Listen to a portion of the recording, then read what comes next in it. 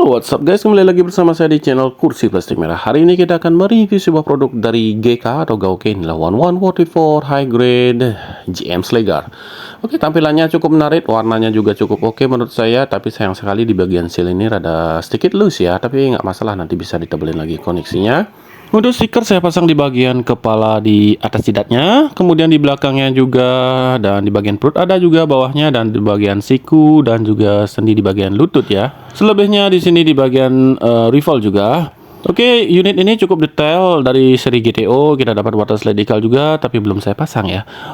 Oke, berlanjut ke artikulasi untuk di bagian kita tinggalkan dulu seal-nya yang rada mengganggu ini. Untuk artikulasi di bagian kepalanya di sini bisa side to side 360 derajat berputarnya. Kemudian ngangguk-ngangguk juga masih bisa ya. Ini kalau kalian copot kepalanya itu di bagian lehernya terlihat kopong ya nanti. Untuk di bagian gagang beam sabernya rada loose sedikit untuk di bagian cantolan backpacknya.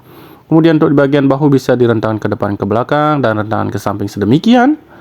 Kemudian perputaran di bawah bahu, tekukannya juga masih cukup oke lah nih ya, hampir menyentuh bahu ya. Kemudian kita di sini dapat mode terpisah daripada sampingnya atau tangan sampingnya. Ada yang isi tembakan ya kalau nggak salah di sini. Tapi bisa kalian coba-coba lagi karena ada lebih partnya di sana. Untuk di bagian perut bisa di ngangguk-ngangguk side to side sedikit, berputar masih oke. Nah, bisa berputar 360 derajat tentunya. Kemudian untuk di bagian side skirt sedikit ya, kemudian front skirt masih bisa diindividualkan, back skirt mati, rentangkan kaki ke depan mantap, ke belakang terbentur, ke samping masih oke lah ya. Untuk perputaran di bawah bahu, pangkal paha maksud saya, dan tekukannya sedemikian ya. Dan di bagian telapak kaki masih bisa digerak-gerakkan sedemikian, dan juga ada gini di bagian depannya ya. Ini di bagian belakangnya ada thruster sebenarnya itu di betisnya. Untuk di bagian backpacknya ini banyak sekali thrusternya, bisa digerak-gerakkan juga 3 unit. Di sini tentunya juga ada lubang untuk bagian seal-nya. Dan kita dapat rifle yang seperti ini ya, cuma lubangnya nggak ada. Dan kita juga dapat rifle seperti ini.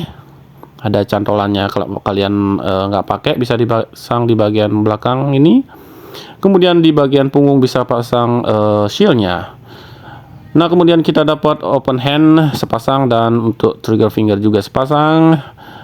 Genggaman beam saber sepasang, dan juga kita coba ini untuk genggam beam sabernya, ternyata seperti biasa. Berlanjut kita dapat ini opsi untuk bagian apa namanya itu, lengannya.